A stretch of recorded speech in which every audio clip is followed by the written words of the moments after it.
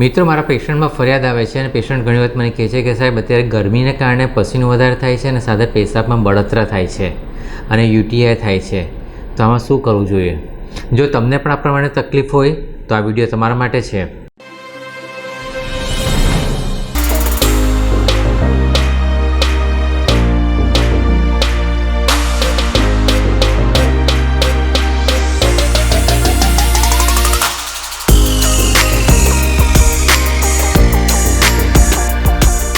નમસ્કાર દર્શક મિત્રો, સ્વાસ્થ્ય આયુર્વેદ ક્લિનિકથી હું વૈદ્ય જાગૃત પટેલ, MD આયુર્વેદ કન્સલ્ટન્ટ।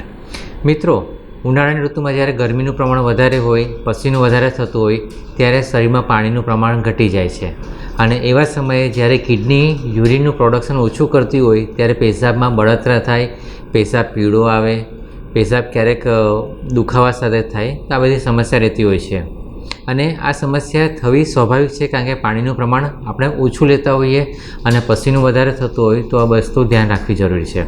આનાથી બચવા માટે બહુ સરળ ઉપાય છે, પાણી પીવાનું વ્યવસ્થિત રાખો। એવું નથી કહેતો કે પાણી વધારે પ્રમાણમાં પીવું જોઈએ, પરંતુ તમારે તરસ્યા નથી રહેવું। તરસ લાગી હોય તો પાણી પી લેવાનું અને જેટલી તરસ છે એ પ્રમાણમાં પાણી પીવાનું। વધારે પ્રમાણમાં પણ પાણી પીવું જરૂરી નથી, પણ જેટલી તરસ લાગી છે એ પ્રમાણે પાણી પીવાનું રાખો। અને સાથે સાથે પેશાબમાં બળતરા થવાનું બે કારણ હોઈ શકે। એક તો જ્યારે શરીરમાં પાણીનું પ્રમાણ ઘટી ગયું હોય અને પેશાબ વધારે પડતું કોન્સન્ટ્રેશનવાળું સાંદ્ર પ્રમાણમાં આવતું હોય ત્યારે બળતરા કરે છે, તો એના ઉપાયમાં તરીકે એક તો પાણી પીવાનું રાખો। એ સિવાય તમે દેશી ગોળનું પાણી પીવાનું રાખો। આમ દેશી ગોળ ગરમ છે, પણ જ્યારે એનું પાણી પીવો છો ત્યારે એ ઠંડક કરે છે અને એ પેશાબનું પ્રમાણ વધારે છે અને પેશાબની તકલીફમાં રાહત આપે છે।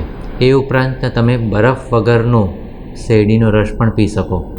શેરડીનો રસ તમે બરફ વગરનો પીશો તો એ તમારા શરીરમાં પ્રવાહી જે જરૂરિયાત છે એ પૂર્તિ કરશે અને સાથે સાથે શરીરમાં એનર્જી પણ લાવી રાખશે। એના ઉપરાંત તમે સાકર, ખડી સાકર છે અથવા કાળી દ્રાક્ષ પલાળીને પી જાઓ અને ઉપર એનું પાણી પીવો, તો એ રીતે પગાર કરો તો એ તમારા શરીરમાં પાણીનું પ્રમાણ જાળવી રાખશે।